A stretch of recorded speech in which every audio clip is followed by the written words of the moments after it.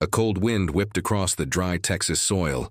Dust curled into the air like smoke from a fuse, and somewhere in the silence, a gate clicked shut with finality. Miles Carter stared at it. Still. Calm. Too calm. The kind of calm that comes before. Something explodes. They thought they'd won.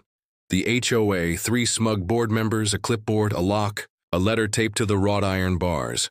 Per Community Regulation 14B, your access to the property is revoked until outstanding fees and behavioral concerns are addressed. Behavioral concerns. Right. Miles laughed under his breath. Not the kind of laugh that meant joy, but the hollow kind that masked something sharper. Deeper. They didn't know this gate wasn't just a gate, it was bait, and they just stepped into it. 3 months ago, Miles was different. Calmer. Hopeful. After brutal divorce and 15 years in Army intelligence, all he wanted was peace. He bought the ranch after seeing one photo. A patch of scorched earth, 5 broken fence posts, and a sky so wide it looked like freedom. The land needed him. And for the first time in years, he needed something too. What he didn't know. That peace came with bylaws. The HOA wasn't a neighborhood committee.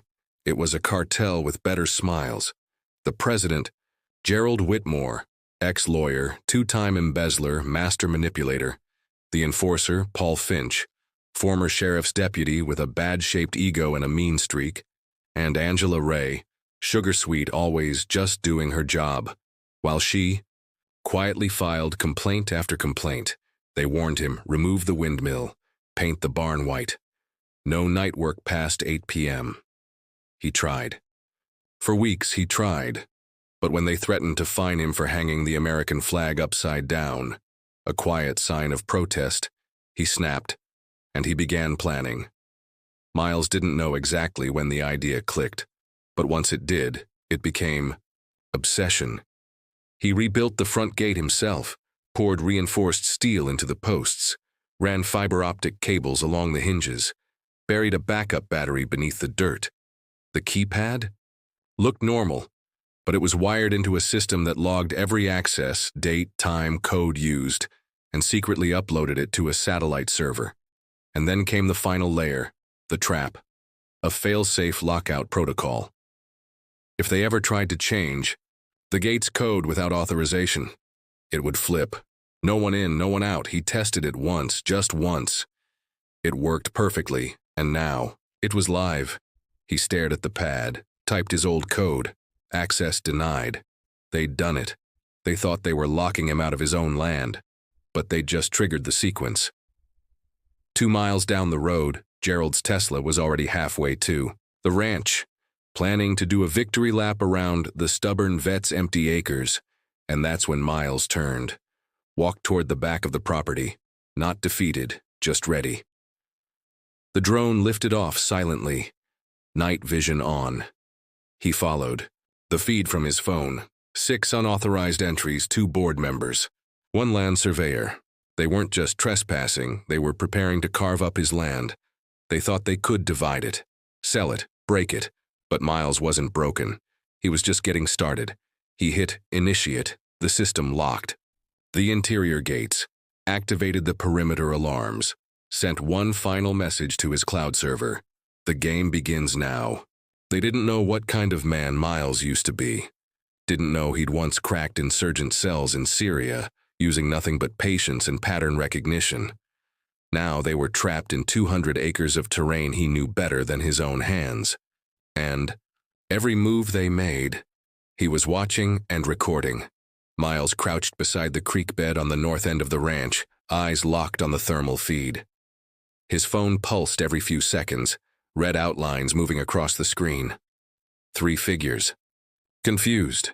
One trying to climb the gate, one yelling into a phone with no signal, one just standing there, lost. The gate wasn't the trap. The land was. He designed it that way. Every part of the ranch had layers. The fence line, subtly electrified, not enough to injure, just enough to remind. The trees near the barn, rigged with motion sensors.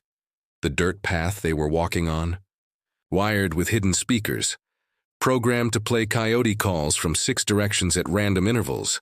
They were already rattled, but it wasn't fear Miles was after. It was proof. 2 months earlier, after the third baseless HOA fine, $4,200 for excessive rural noise, Miles had done something he never thought he would. He filed a lawsuit. He brought a stack of evidence to the county courthouse. Photos, videos, recorded calls. But it wasn't enough.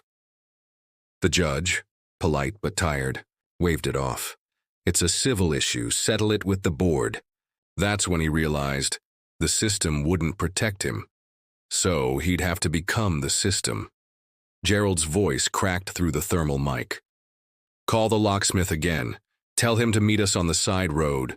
We're locked in, Gerald. Angela hissed. All the gates are frozen. You said this would be easy. Miles leaned in, zoomed. Gerald's lips twitched. That fake calm was starting to crack. Don't panic. It's just a scare tactic. Carter's probably hiding behind a cactus with a pellet gun. Angela started pacing. Paul, the ex-deputy, pulled out a flashlight, sweeping it across the dry brush. Miles tapped a button on his screen. A piercing coyote howl blared from the east, then another from the west. Angela screamed.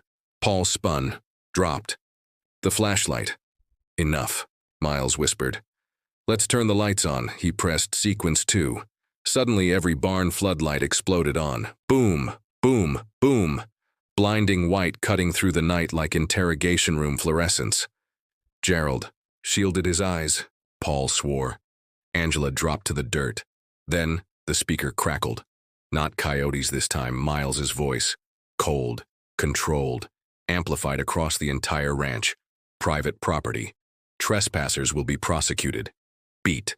But first, you'll explain. They froze. Explain the forged signatures, the fake permits. The deal with Morgan Title Group to subdivide this land before I was even locked out. Angela started crying. Gerald looked directly at the nearest camera and said the dumbest thing he could have. You have no proof. Miles tapped a new folder. On his screen, voice recordings. Gerald, February 11th. Bar conversation. He uploaded it. Seconds later, it was live on Facebook, Twitter, Instagram, and sent directly to the inboxes of 16 local journalists. The audio? Crystal clear. Gerald laughing drunk. Once we lock the vet out, we'll cut the land into 6 plots, sell it to some Austin idiots. He won't even see it coming. Back at the ranch, Gerald's phone buzzed. Then again. His face went. Gil. Angela checked hers. Gasped. Oh my God, it's everywhere. Paul pulled his pistol. Miles tensed, finger hovering over the emergency override. But then Paul dropped it, hands shaking. We need to go, now. Too late, in the distance, headlights, 1 truck, then 2, then 3. Local sheriff, county assessor, 2 reporters, and Miles walking out of the shadows, calm as a storm just before landfall. He said nothing. Just held up the deed to the ranch, stamped, signed, irrefutable. Gerald opened his mouth, but Miles raised a hand. Save it. You're not the story anymore. Then he turned, eyes locked on the camera, and said just loud enough, This is what happens when you mistake a soldier for a victim. Sheriff Brandt stepped out of the lead truck, slow and deliberate. He wasn't a friend to Miles, but he wasn't bought either. He eyed the 3 HOA members like they were roadkill trying to explain itself. Evenin', he said, nodding to Miles. Heard there was a property dispute. Seems a bit overstaffed. Gerald tried to speak first. Mistake number 1. Sheriff, there's been a misunderstanding. Brandt cut him off with a raised palm. Son, your voice has been trending for 15 minutes. My wife heard it before I even got the call. He turned to Miles. You pressin' charges? Miles didn't blink. I'm pressing something better.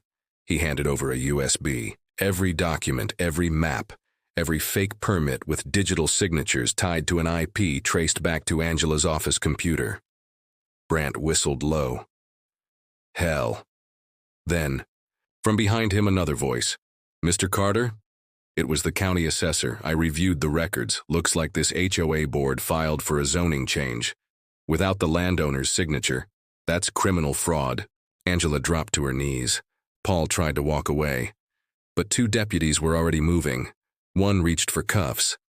And Gerald. Gerald just stood there, frozen, because his phone buzzed again. This time it wasn't social media. It was his wife. Text message. You told me this land wasn't his. You dragged us into this. I've hired a lawyer. An hour later the sun started to rise, blood orange spilling over the ridge. Gerald, Angela, and Paul were gone, in the back of cruisers. News vans started arriving, and Miles stood by the gate, silent, still, until a reporter approached, young, nervous, holding out a mic. Mr. Carter, the internet's calling you a hero. Some are saying you just exposed the most corrupt HOA in Texas. Do you have anything to say? Miles looked past her, toward the barn, the fields, the windmill they tried to make him tear down, still turning, still free. Then he spoke. Quiet, but sharp. They thought they could take what wasn't theirs because I wouldn't fight back the way they expected. Pause. But some people don't fight with fists or lawsuits. Some people wait. The next week, the HOA dissolved. Gerald lost his license. Angela took a plea deal. Paul was indicted on weapons charges and obstruction. But Miles, he rewired the gate one last time. Left it open. Took the private property sign down. Replaced it with a new one. Welcome. Just don't bring lies through the gate. He never filed for revenge, never sued for damages, never told anyone what it really cost him. The nights watching cameras instead of sleeping, the ache of not knowing if this fight would break him. But one night, weeks later, he sat on the porch sipping black coffee. A neighbor pulled up, one of the few who'd stayed silent through the war. She handed him a folded envelope. Inside, a thank you card. No words, just a $5 bill and a note. To cover the fine they gave you for hanging the flag. Wish I'd stood up sooner. Miles just nodded, said nothing. But the next day the flag was up again. Higher this time. Straight. Proud. No longer upside down. They locked him out thinking it would break him. But some gates only look like traps. Until the right person walks through them. What would you do if the people meant to protect your home turned into the threat? Think. Hard. Because next time, it could be your gate.